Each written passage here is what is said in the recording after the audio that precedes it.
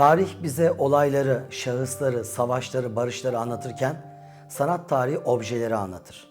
Aslında objelerin şahsında gerçek tarihe ulaşmanın yolu biraz da sanat tarihinden geçer. Bugün sizlere Süleymaniye Camii'nin iç avlusuna bakan o üç büyük kapıdan bir tanesinin önünde yerde bulunan bir taşın hikayesini anlatacağım. Ama bu taşın hikayesi bizi tam 1700 sene öncesine götürecek. Önce Roma, Hristiyan Roma dönemine götürecek. Sonra Latinlerin İstanbul'u işgal yıllarına götürecek. Sonra oradan alıp Osmanlı'nın İstanbul'u, Konstantinopolis'i fethine götürecek. Oradan 17. yüzyıla Evliya Çelebi dönemine geleceğiz ve sonra da günümüze ulaşacağız. Günümüz insanın o kapıdan geçerken hiç farkında olmadan taşa basıp geçenlerini, taşa basarken Allah Allah bu taşta bir gariplik var diyenlerini, taşın üzerindeki şekillere anlamlar yükleyip anlamsız hikayeler çıkaranlarını göreceğiz. Ama nihayetinde sanat tarihinin o ince dedektif gibi çalışmasıyla doğruları, gerçekleri tek tek bulacağız. YouTube kanalımızdaki köşenin adıyla tarihten gerçek bir hikaye daha yelken açacağız. Evet, Taşlar Yerine Oturdu kitabında sizlere anlatmaya çalıştığım bu sanat tarihi dedektiflik hikayesini tüm ayrıntılarıyla görmek istiyorsanız bizle kalın.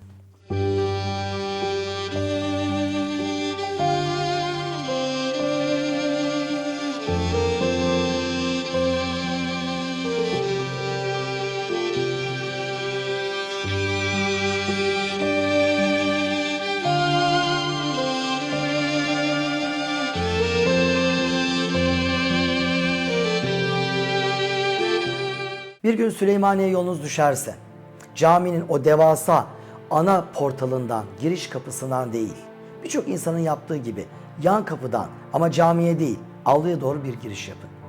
Avluya girdiğiniz zaman kapının hemen önünde yerde kırmızı granitten bir basamak taşı göreceksiniz. Eşik taşı. Herkes oradan gelip geçtiği için aşınmasın diye diğer zemin taşları gibi mermerden değil, granitten yapılmış bir eşik taşı. Tam karşı kapının önünde de var bir kırmızı eşik taşı. Ana giriş kapısı önünde de var bir kırmızı granit eşik taşı. Ama o avludan girmiş olduğunuz bölgedeki eşik taşının üzerinde boydan boya devasa bir haç, eğer dikkatli bakarsanız, hele şöyle 45 derece açıyla yandan bakarsanız size olduğu gibi göz kırpmakta olduğunu göreceksiniz. Peki koskoca bir caminin, hele Kanuni Sultan Süleyman'ın Süleymaniye Camisi'nin avlu giriş kapısında, insanların en çok kullandığı avlu kapısının önünde üzerinde haç olan bir taşın burada ne işi vardı? Evliya Çelebi'ye kulak verirsek bize şöyle bir hikaye anlatmakta. Demekte ki Sultan Süleyman o ihtişamlı Süleymaniye Külliyesi'ni inşa ederken dünyanın dört bir yanından devlet başkanları, hükümdarlar, sultanlar, melikler ona bir takım hediyeler gönderdiler. Avrupa'dan, krallardan bir tanesinin gönderdiği hediyelerin arasında büyük dikdörtgen bir kırmızı granit taş vardı. Hükümdar, sizin bu büyük mabedinizde bizden de bir parça olsun demiş, bu taşı caminizin uygun gördüğünüz bir yerine koyun diye de eklemişti. Tabii Kanuni Sultan Süleyman bu durumdan işkillendi. Bir yabancı Hristiyan devlet başkanı neden camimiz için bir taş göndersin de? Ve Mimar Sinan'ı çağırdı, taşı ona teslim etti. Hele bu taşı bir tetkik edin. Bir muzır durum var mıdır inceleyin diye de tembihledi. Mimar Sinan taşı ortadan ikiye böldürdü. Bir de ne görsün, ortasından kocaman bir haç çıkmıştı. Ve Sultan Süleyman'a durum bildirildi. Kanuni hiddetlenmişti ve emrini verdi. Madem mabedin bir yerine bu taşı koyun dediler, biz de onların sözlerine muhalif bir iş yapmayalım. Taşı caminin kapılarından birinin önüne koyun da insanlar buna basıp geçsinler. Ve haçlı taş caminin giriş kapısı önüne bir eşik taşı olarak kondu ve hala orada durmaya devam etmektedir diyor Evliya Çelebi. Tabi Osmanlı'yı, Osmanlı devlet ve toplum yapısını, bu devletin başka dinlere, din mensuplarına ve objelerine saygısını bilen kişiler bu hikayenin altında bir sıkıntı olduğunu anında göreceklerdir. Osmanlı inanmasa da başka dinlere ait sembolleri hiçbir zaman ayak altı etmemiştir. Bunu niye etsin? Ve eşik taşı olarak oraya koysun. Sonra taşa dikkatle baktığınız zaman o haç şeklindeki formun üzerinin kazınmaya çalışıldığını, hatta bir hayli kazındığını, sadece haçın gölgesinin taşın üzerine kaldığını göreceksiniz. Ve hikaye başka bir boyut kazanacak. Yıllar ve yıllar öncesine gitmek icap edecek. Sultan Süleyman döneminde 1550-57 yılları arasında Süleymaniye yapılırken bu taş devşirme olarak Mimar Sinan tarafından illaki bir yerden alınmış ve burada kullanılmış. Bunun farkına varacaksınız. Peki Mimar Sinan bu devşirme, başka bir yapıdan alınma taşı nereden buldu, aldı ve burada kullandı? Bunun cevabını bulmak için çok daha öncelere gitmek gerekecek. Yani Kanuni'nin yaşadığı yıllardan bir asır kadar öncesine. Fatih Sultan Mehmet'in İstanbul'u fethettiği yıllara. Fatih Sultan Mehmet İstanbul'u fethedecek.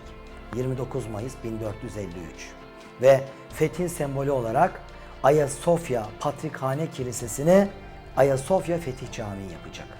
Peki o güne kadar Ayasofya'da bulunan o günün Doğu Roma İmparatorluğu'nun Patrikhane Kilisesi nereye taşınacak? Bugünkü Fatih Camii'nin olduğu yere taşınacak. Caminin olduğu yerde o günlerde Roma İmparatorluğu'nun en önem verdiği Apostoli Havariyun Kilisesi. Bu yapıya o kadar çok önem veriyorlar ki Roma imparatorları ve imparatoriçeleri ölecekleri zaman vasiyetlerinde bizi illaki Apostoli Havariyun'un kriptasına defnedin diyorlar. İmparatorların cenazeleri, eşleri, kraliçelerin cenazeleri dev taş lahitlerin içine konuluyor. O sandık şeklindeki lahitler, üzerleri taş kapaklarla kapatılıyor ve bu lahitler Havariyun Kilisesi'nin kriptası, yani yeraltı mezar odasında bir köşeye konuluyor ve o köşede, o yeraltı odasında onlarca Roma imparatoru ve imparatoriçesi yan yana yatıyorlar. Fatih İstanbul'u fethettiğinde, Ayasofya Camii'mize çevrildiğinde Apostol Havariyun bu kez Patrikhane Kilisesi oluyor. Ama çok uzun süre değil. Çünkü Fatih Sultan Mehmet bir süre sonra Apostol Havariyun Kilisesi'nin bulunduğu İstanbul'un 5. tepesinin olduğu yere büyük bir Fatih Külliyesi yaptırma kararı alıyor. Ve bunu Roma Patriği, yani o günkü Doğu Roma Hristiyan Ortodoks dünyanın patriği Genodios'a söylüyor. Genodios bir başka kiliseye taşınırken Apostol Havariyun yıktırılacak. Tabi yıktırılırken yapının bahçesinde bulunan yığınla taş, ne taşı bunlar? Bunlar lahit taşları. Bir köşeye istiflenecek, ileride kullanılmak üzere öylece bırakılacak. Peki bu lahit taşları Apostol Havariyun'un kriptasında, yeraltı mezar odasında sandık şeklinde durmuyorlar mıydı? Durmuyorlardı. Fatih'in İstanbul'u fethinden 1,5 asır kadar önce İstanbul Katolik Avrupa tarafından hunharca işgal edilmiş ve bir asra yakın acımasızca yağmalanmıştı. 1204-1261 Latin istilası.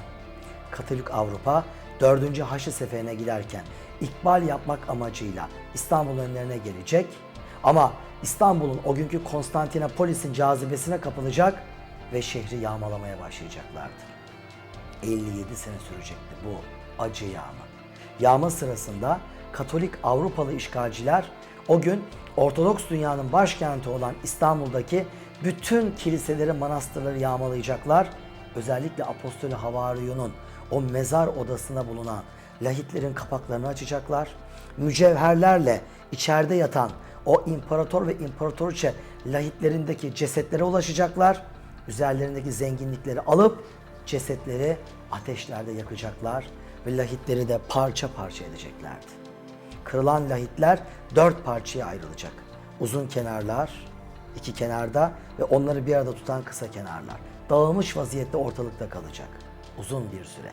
Ve işte Fatih İstanbul'u aldığında Apostol Havariyun yerine Fatih Külliyesi yapılırken o imparator ve imparatoriçe lahitlerinin yan aynaları, ki bunlar genelde porfirden ya da kırmızı granitten olurdu, bir köşeye istiflenecek. İleride bu sert taşları bir yerlerde kullanırız diye düşünülecek. Ve bir asır sonra Mimar Sinan Süleymaniye Külliyesi'ni inşa ederken caminin avlu kapılarının girişlerine beyaz mermer değil, onlar çok hızlı aşınır, kırmızı granitler kullanacak.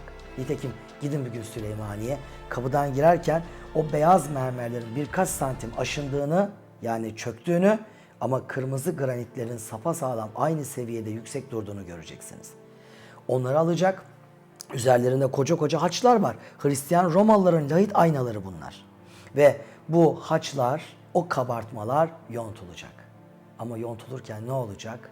Ustalardan bir tanesi o kabartı haçı yontarken bir tanesini azıcık gölgesini orada öylece bırakacak. İşte orada bırakılan o gölge anlata anlata Evliya Çelebi'nin seyahatnamesinde kendisine yer bulacak. Evliya Çelebi'den bunu okuyanlar da bu asılsız hikayeyi dilden dile yayıp günümüze kadar getirecekler. Bizim vazifemiz de nedir? Asılsız hikayelerin peşine düşüp bunların gerçeklerini bulabilmek. Tabii ki tarih ve sanat tarihinin sayesinde. Yani uzun lafın kısası, asırlar önce yaşamış bir ustanın çırağı, azıcık eksik yontmuş olduğu bir taşın yarım kalmış izinin şahsında önce Roma İmparatorluğu'nun o ihtişamlı krallarının haçlı lahit aynalarından, Latin istilasında ateşlerde yakılan cesetlere ve parça parça edilip dağılan lahit taşlarına, Fatih Sultan Mehmet'in Apostolü Havariyun'u büyük bir külliyeye çevirirken bir köşe istiflediği taş parçalarından Mimar Sinan'ın Süleymaniye'sinde avlu eşik taşı olarak kullandığı o gölgeli haçı üzerinde barındıran taşa kadar bakın bizi aldı ve neredeyse 2000 yıllık bir hikayenin tüm detaylarını önümüze serdi. Bir gün Süleymaniye'ye gitmeli, o avlunun yan kapısından size girmeli ve üzerinde gölgesi yarım yamalak gözükmekte olan o taşın şahsında bu upuzun tarihi hikayeyi sevdiklerinize sizler de anlatmalısınız.